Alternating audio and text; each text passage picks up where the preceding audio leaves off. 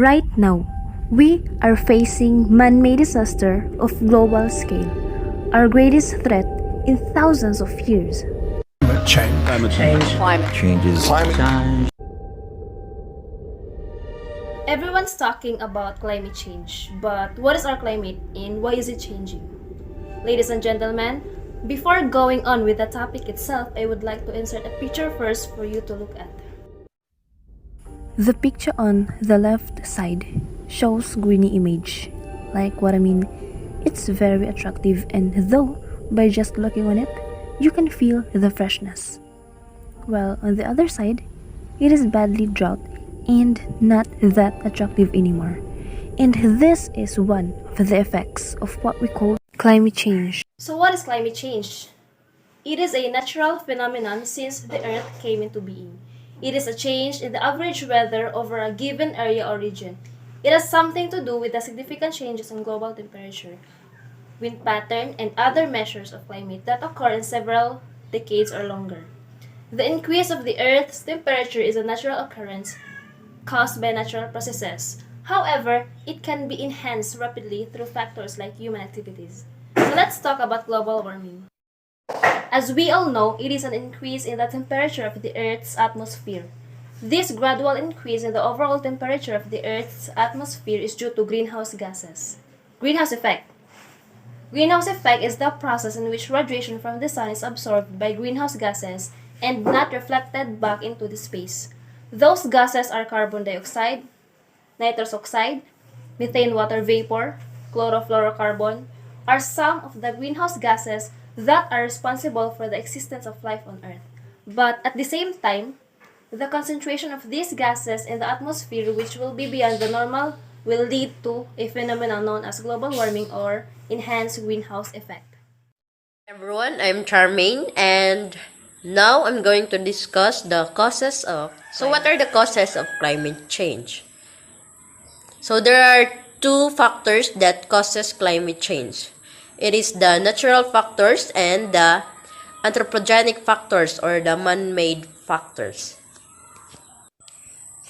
These are the natural causes of climate change: solar variation, volcanic eruption, axial tilt, precession, eccentricity, continental drift, ocean current, national forest fire, and greenhouse gases. So let's talk about the man-made factors that causes climate change. These are the following: increased use of fossil fuels. Humanity's increased use of fossil fuels such as coal, oil, and gas to generate electricity, run cars and other forms of transport, and power manufacturing industry. Deforestation. Cutting down forests to create farms or pastures or for other reasons causes emissions, since trees, when they are cut, releases the carbon that they have been storing. Forest absorbs carbon dioxide, so destroying them also limits the nature's ability to keep the emissions out of the atmosphere. Other man-made factors is producing foods. Foods requires energy to run farm equipments or fishing boats, usually with fossil fuels. Growing crops can also cause emissions, like when using fertilizers and manure. Cattle produce methane, a greenhouse gas, and emissions also comes from packaging and distributing food. And lastly is consuming too much. Your home and use of power, how you move around, what you eat, and how much you throw away all contribute to greenhouse gas emissions. So does the consumption of goods such as clothing, electronics, and plastics. That was all the man-made factors that causes climate change. Actually, there are many factors that affects the climate change, but the things that I mentioned earlier were the main reasons why climate change. Good morning everyone. I am Reina Artumilap, BS82 Block 2, and I am here to report about the effects of climate change. So, climate change affect in many sectors and aspects. So, first is in agriculture. Agriculture production will be affected by increasing temperatures, changing rainfall patterns, and more frequent and intense extreme weather events. This will have direct effects on crop growth and their need for water, as well as soil fertility, water supply for irrigation, and prevalence of pests and diseases. So, sa kaning nga mga happenings, I can say that agriculture sector is very affected. So, we all know that most of our food production or food supplies are from agriculture sector. So, sa kaning nga mga panghitabo, for example, init na kaayo, so na possibility nga magkanihit ang tubig or ang water supply, and at the same time makaapekto pa siya sa plants or sa ilahang mga crops. So that is why nga naapektuhan mang ilahang mga crops or ilahang mga food nga gipang plants. So there's a possibility nga magkuwang-kuwang ang food supply na to, and by that, so mo po na nga mumahal na po ang supply, so mo po nang maapektuhan po ang mga tao. Sa agriculture sector pa lang to. So next is the economy. The frequency and intensity of extreme weather can damage factories, supply chain operations, and other infrastructures, and disrupt transport. Drought will make water more expensive, which will likely affects the cost of raw materials and production. So as what I have said earlier nga sa agriculture, matumaga increasing temperatures, mag-change ang rainfall patterns. So sa economy sa makapekto po siya, naku nung siya effect yun po. Extreme weather can damage factories. So sobra kainit, sobra kauwan, ang tanan sobra dili maayo. So we all know that. And so maod to kung magka-drought, sobra nakainit, so manang o gana magkakuwang ng supply sa tubig. And we all know nga ang tubig is ang main or for mo pinaka kinahanglan sa every factories, kay gamito na nila silang pag manufacturing nga na sa mga raw materials. And so kung magmahal na ang tubig, maputo nga maka-affect po siya sa cost sa raw materials or sa production. So kung mapektuhan magunta ng tubig or makaangin, for example, init na kayo, and mapektuhan ng cost like food supply, so manang ayan, sa agriculture parang daan mahal na ang mga raw materials nilang gamiton, for example. So manang magkamahal po nilang baligya sa ilang mga food, mga production nilang ilang ipabaligya sa mga tao. So that's it. Next is the social aspect.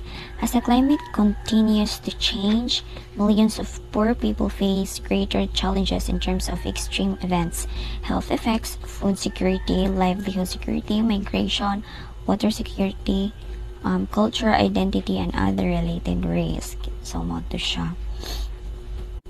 Next is the society. Climate change is projected to increase the frequency and intensity of extreme weather events such as heat waves, droughts, and floods. These changes are likely to increase losses to property and crops and cause costly disruptions to society.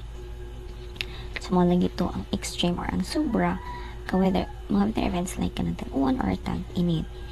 So kung masubraan ka init, apektuhan ang tao, apektuhan ang tanan. Sobra sa uwan, so pa naman ka-floods. And floods is, dangerous as well. Kaya dili man sad kay nga, floods is dangerous. Man ito ang sobra, dili maayo kung kuwang sad, or hindi sad maayo. So manang mas patas.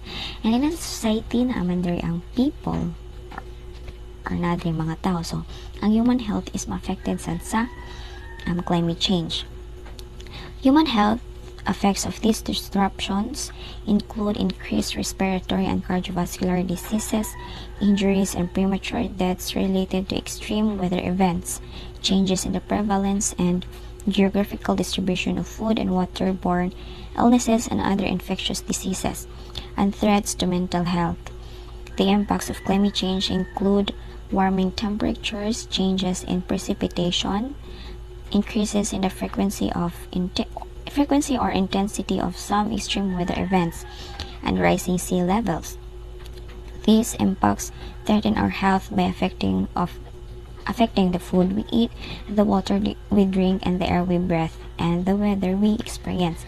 So malagit to siya nga. So as what I have said, human health or the human health is affected also, and as what they say nga, ang lawas ra ang puhunan nato. So kung maapektuhan, so kung magpadayon dyan ni, so maapektuhan dyan ang tanang tao and the human health. And nanong super kainit, diba? Dili sa maayo mo kuha ng mga mostly mag high blood pressure, kay ma-trigger man ang high blood pressure na to sa kainit. And kung sa pagkawan nga na kanto weather events nga usog-usog, like kalituan kit init kayo, so man magkasip o napunta, so dili sa maayo mo nang affected jud ang tanan. And usa pa, this impacts threaten our health by affecting the food we eat, diba? And the food the food we eat is from the agriculture sector, and agriculture sector is already affected by climate change. Most of the food nga itong gikan sa agriculture, the water we drink, mo na kung contaminated na ang water nga itong giinom, or kuwang-kuwang na ang water na ta, so affected sa ta. Sa motang ang air nga gi-breath na to, so kung affected na, diba listed na sad. As well as its serious impact on the environment and people, climate change is one of the biggest threats to economic stability. Heat waves make us less able to work and reduce productivity.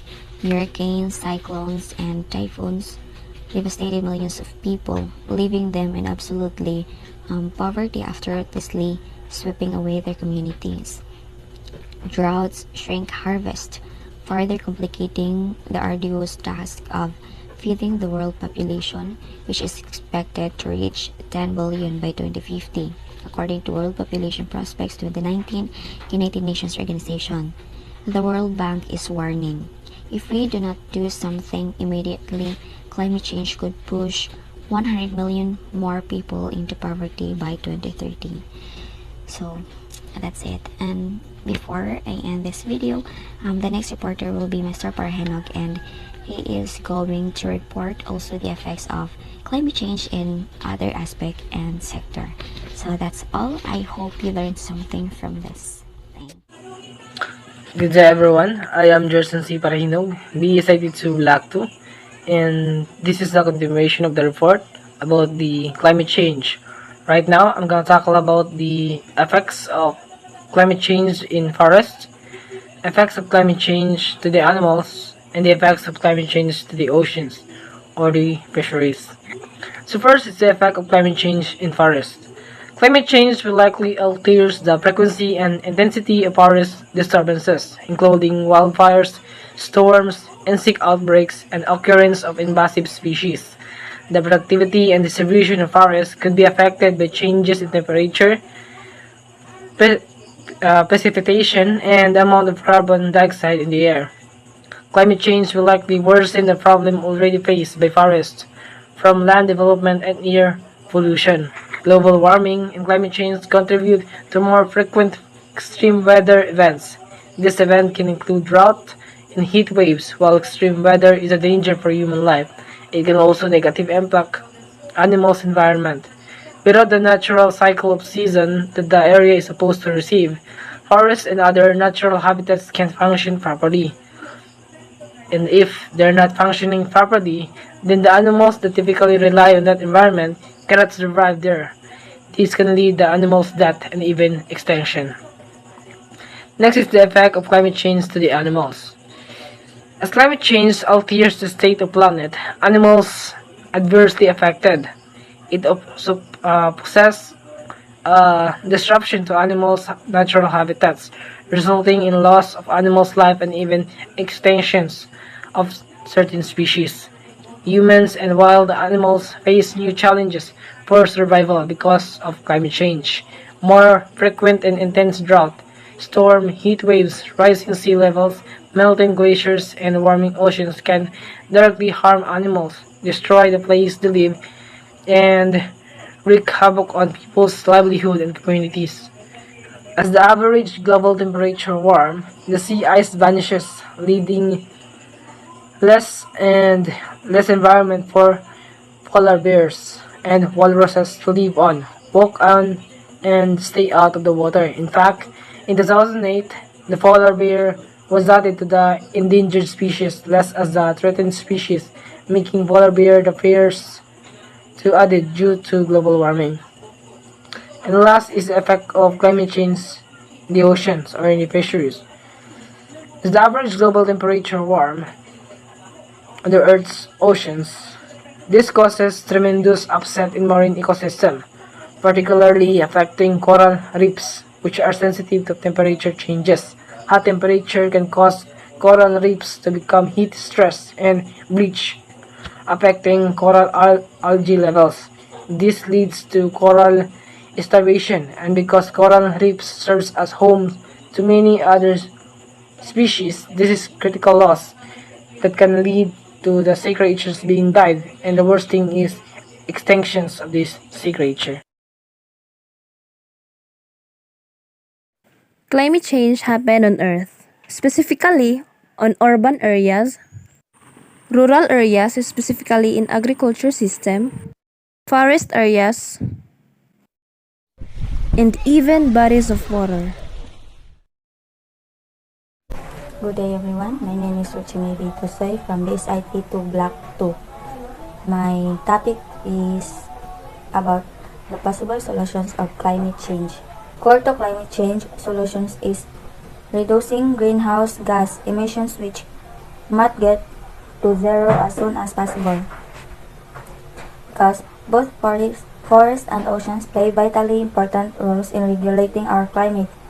Increasing the natural ability of forests and oceans to absorb carbon dioxide can also help stop global warming. The main ways to stop climate change are to pressure government and business to keep fossil fuels in the ground. Fossil fuels include coal, oil and gas, and the more that are extracted and burned, the worse climate change will get. Switch to sustainable transport. Petrol and diesel vehicles, planes and ships use fossil fuels. Reducing car use, switching to electric vehicles, and minimizing plane travel will not only help stop climate change, it will also reduce air pollution, help us keep our homes cozy. Homes shouldn't be draughty and cold. It's a waste of money and miserable in the winter. Improve farming and encourage vegan diets. One of the best ways for individuals to help stop climate change is by reducing their meat and dairy consumption, or by going fully vegan. Restore nature to absorb more carbon. Planting trees in the right places or giving land back to nature through rewilding schemes is going place to start. This is because photosynthesizing plants grow down carbon dioxide as they grow, locking it away in soils. Protect forests like the Amazon. Forests are crucial in the fight against climate change, and protecting them is an important climate solution. Cutting down forests on an individual scale destroys giant trees, which could be sucking up huge amount of carbon. Protect the ocean. Ocean also absorb large amount of carbon dioxide from the atmosphere, which help us to keep our climate stable. Protecting oceans and the life in them is ultimately a way to protect ourselves from climate change. Reduce how much people consume. Our transport, fashion, and food goal and other lifestyle choices all have different impacts on the climate change. This is often by design. Fashion and technology companies, for example, will release far more products than are realistically needed. Reducing overall consumption in more wealthy countries can help put less strain on the planet.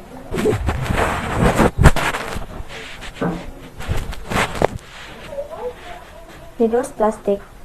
Plastic is made from foil, and the process of extracting, refining, and turning oil into plastic, or even polyester for clothing, is surprisingly carbon intense. It doesn't break down quickly in nature, so a lot of plastic is burned, which contributes to emissions. Demand for plastic is rising so quickly that creating and disposing of plastics will account for 17% of the global carbon budget by 2050. This is the emissions count we need to stay within according to the Paris Agreement. It's easy to feel overwhelmed and to feel that climate change is too big to solve. But we already have the answers now. It's a question of making them happen. To work all of these solutions, we need strong international cooperation between governments and business, including the most polluting sectors. That's all. Thank you. We, the reporters, we can't let just citing some solutions without taking some actions. We want also to take part and offer the actions we can for the sake of the earth, for this generation and for the future.